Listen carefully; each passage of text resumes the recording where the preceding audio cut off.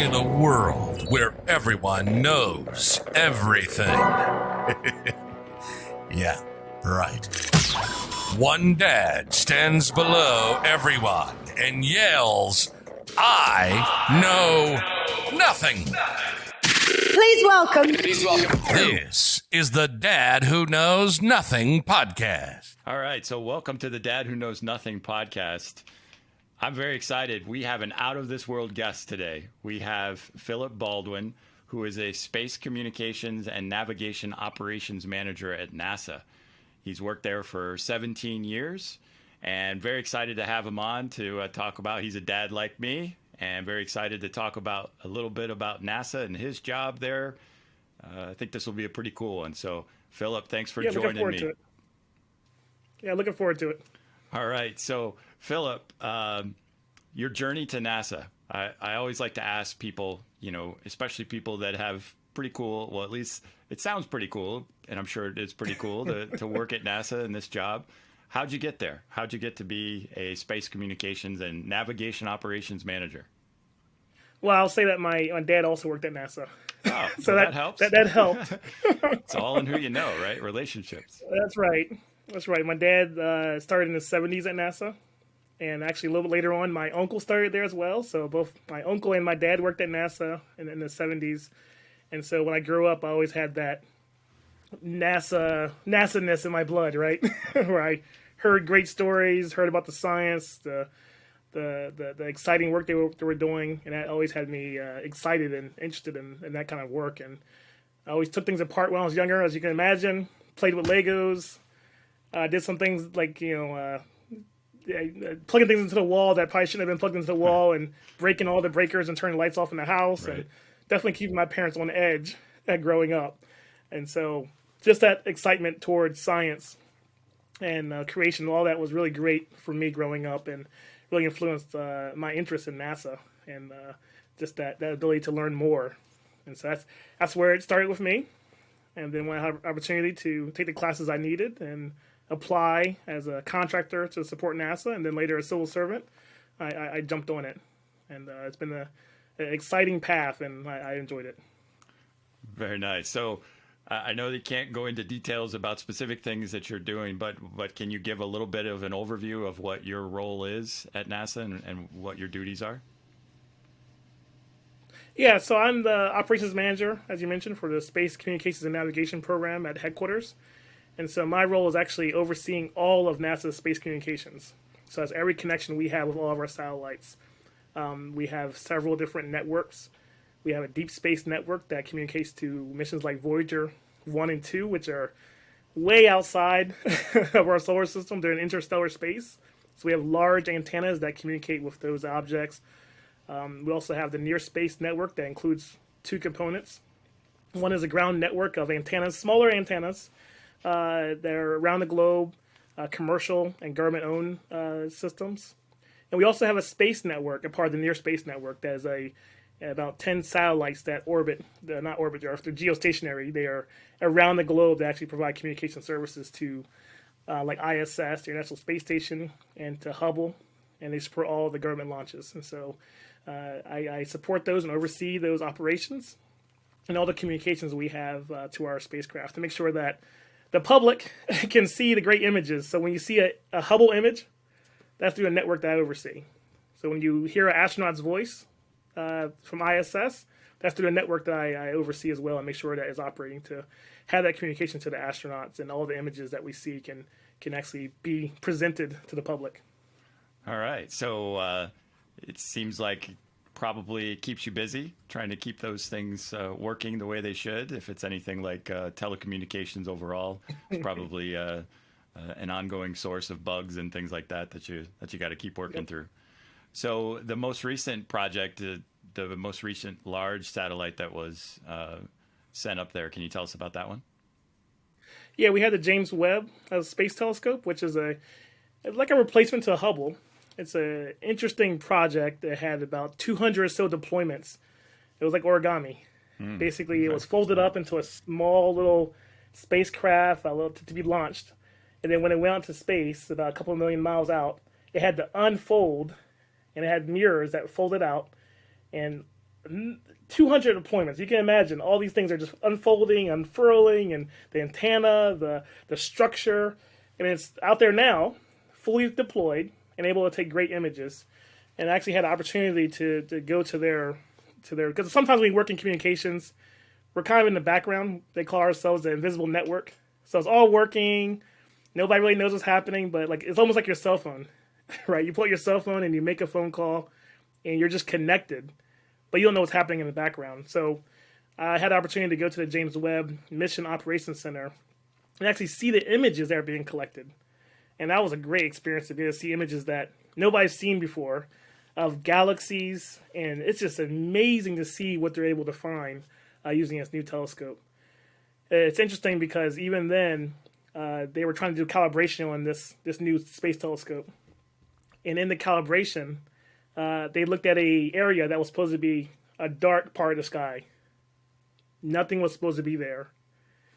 And when they looked in that dark part of the sky, they call us like the invisible network, where, a lot of times we aren't really known that it's working, like your cell phone. So when you pull out your cell phone and it just all automatically works, right? You make a phone call and something happened in the background, but you don't know what it was. You're just making your call or sending your message. And so for us, it's similar to that. So for the James Webb Space Telescope, JWST, because I'll call it that because NASA loves acronyms.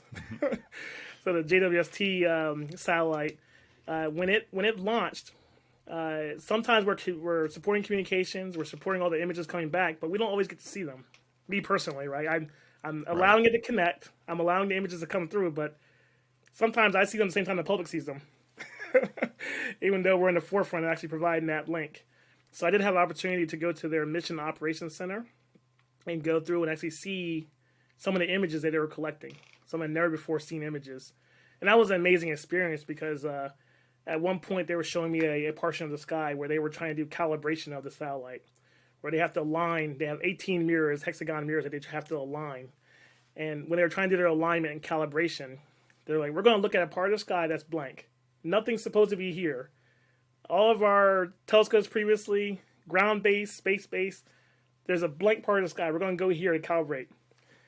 When they went there, they took I think about a 1 second snapshot, and they found hundreds of galaxies. Oh my goodness. Never before known, never before seen. They just had no record of these galaxies before, ever existing. And it was a black part of the sky. In their current star charts, this is a blank part of the sky. And that's just amazing. They were like, wow, where'd this come from? The telescope's more powerful. And it just picked up that, there's not a black part of the sky. Every part of the sky is full of galaxies. And they were able to show that to me. And it was just amazing to see the spiral and all the galaxies that no one has ever seen before.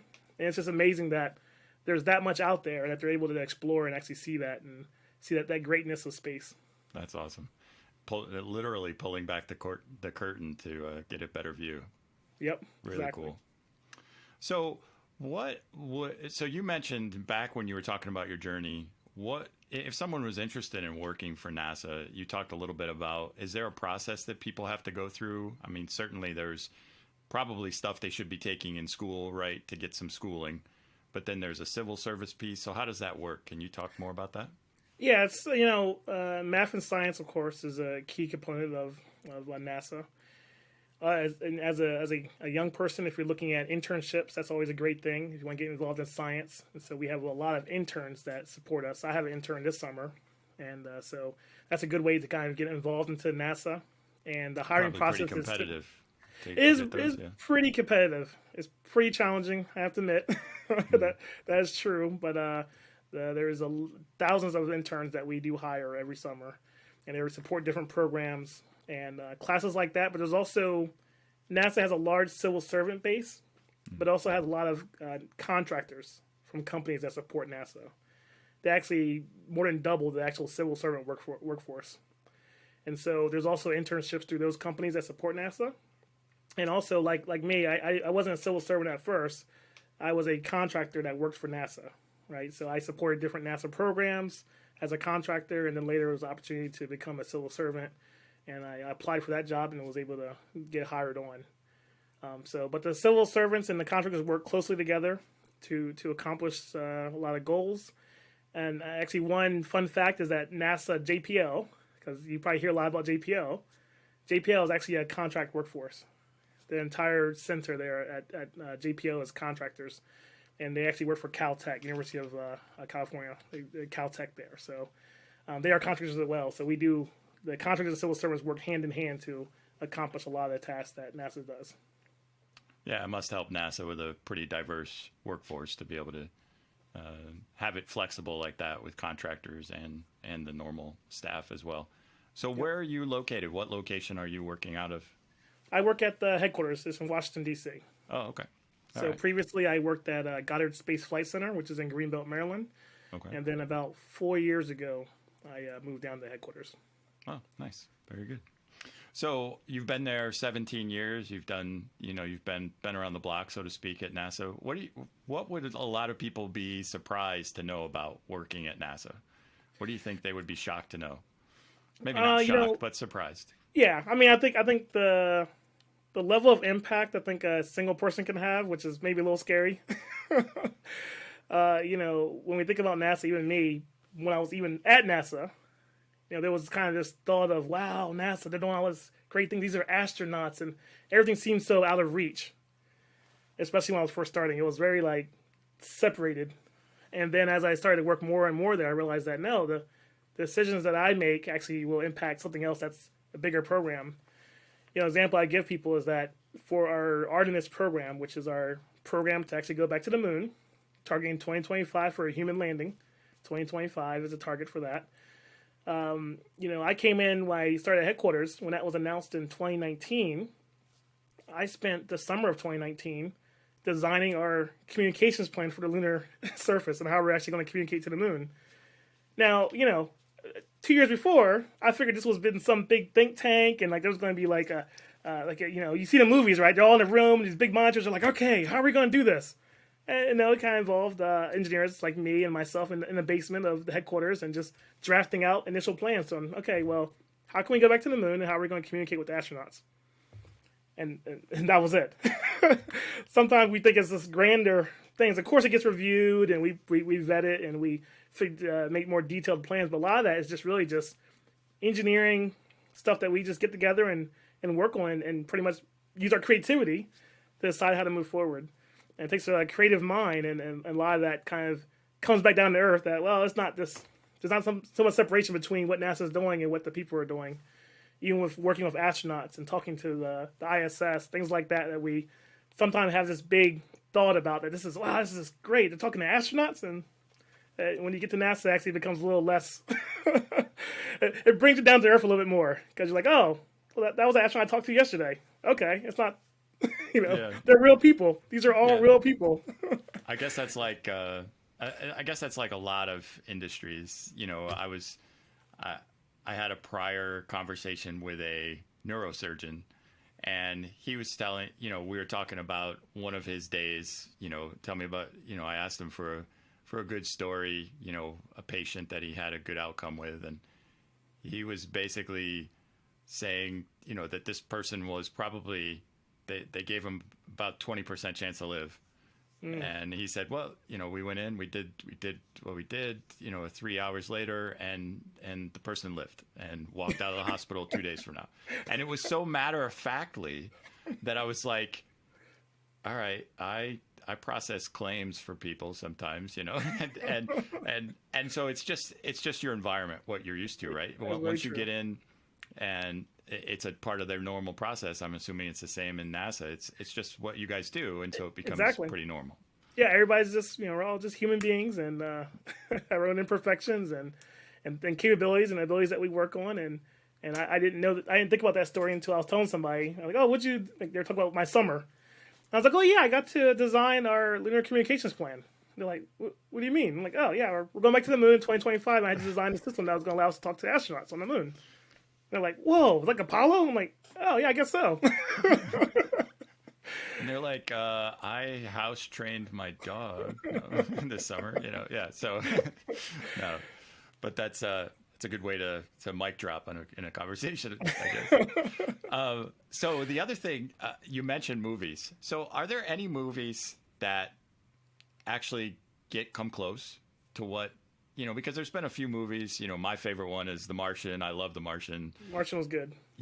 Where it shows some of the inner workings of NASA, Apollo 13, Armageddon. There's tons of movies where NASA's involved. Anything that's kind of close? Martian was a good collaboration, right, with NASA and JPL. So The Martian wasn't a too far off. A lot of the time delays they showed with communications, because they use a lot of time delays for communications and all that, and so that was pretty good for how a Mars exploration would go. A lot of the other movies are pretty far off, to be honest. What I liked about The Martian was that it really showed a lot of collaboration between different governments and their space programs. Yep. Because it's not just NASA. I mean, other countries have their own space programs. Have you had experiences where you're interacting with other countries? And obviously, if they're in the International Space Station, there must be some type of interactivity. Yeah, so in my role as the operations manager, I have a global network of deep space antennas. And so we have government-to-government agreements or treaties with Spain and Australia. We have our large 70-meter, 230 feet antennas, size of a football field, basically, in those locations. And so I actually just came from Spain probably about a few weeks ago.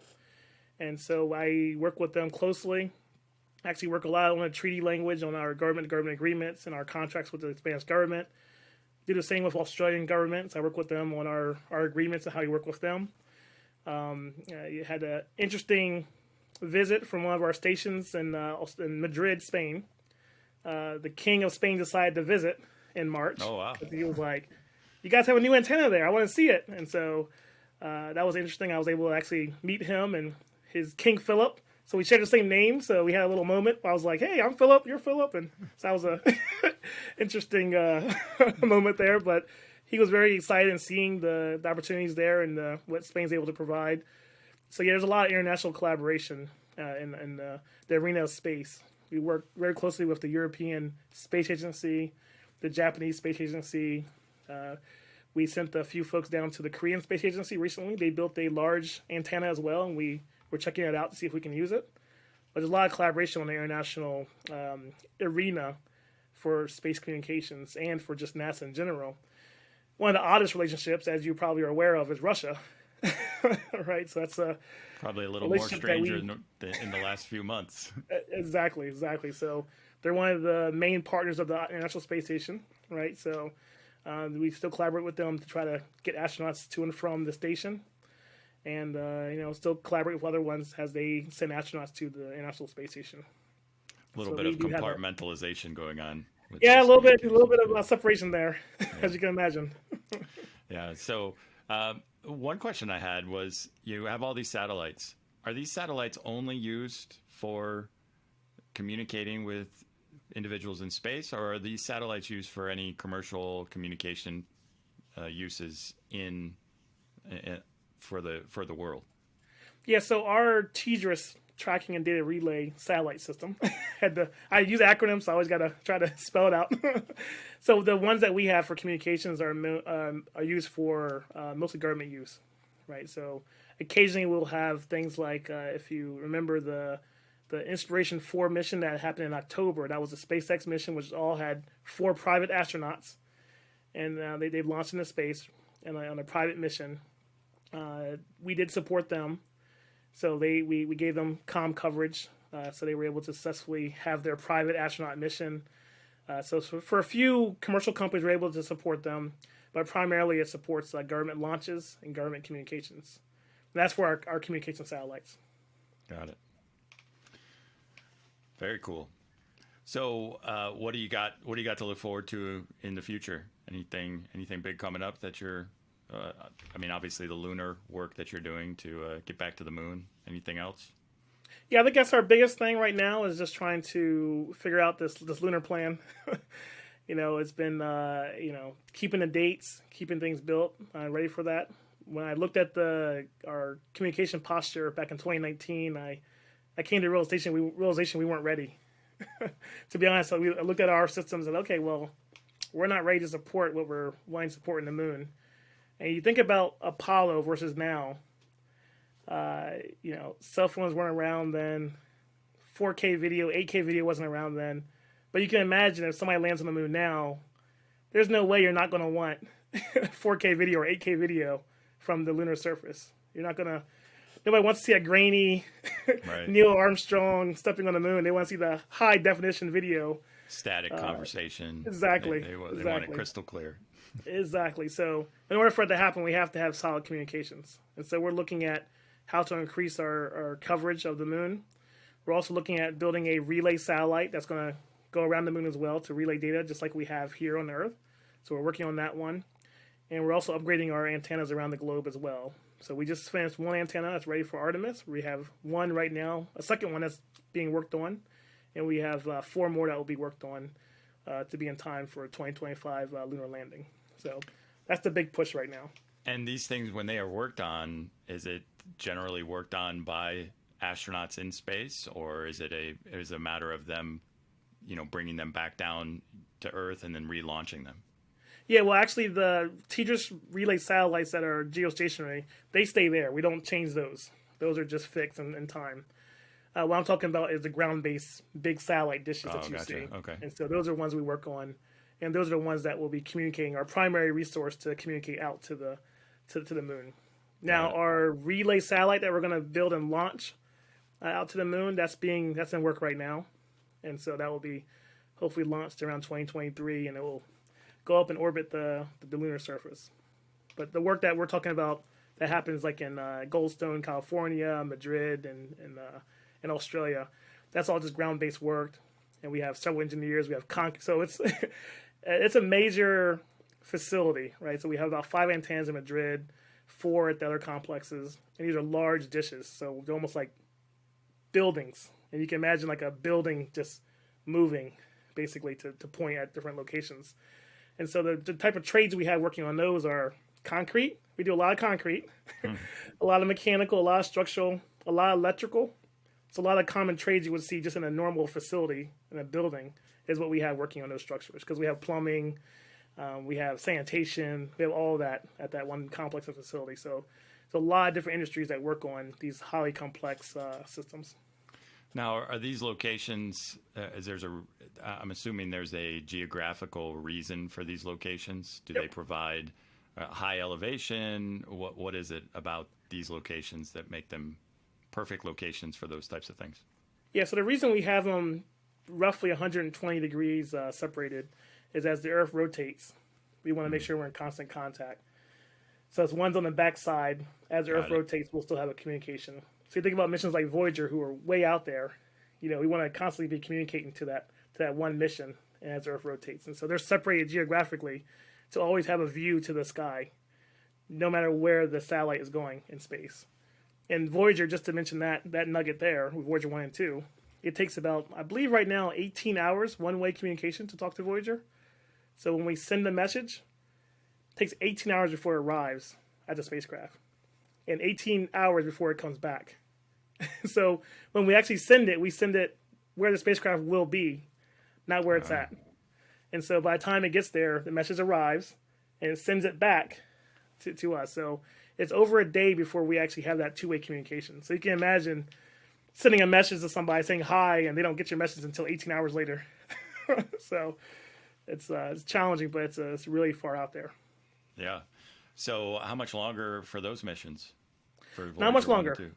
They were launched. They're about 40 years old, a little over 40 years old now. So amazingly, they're still running.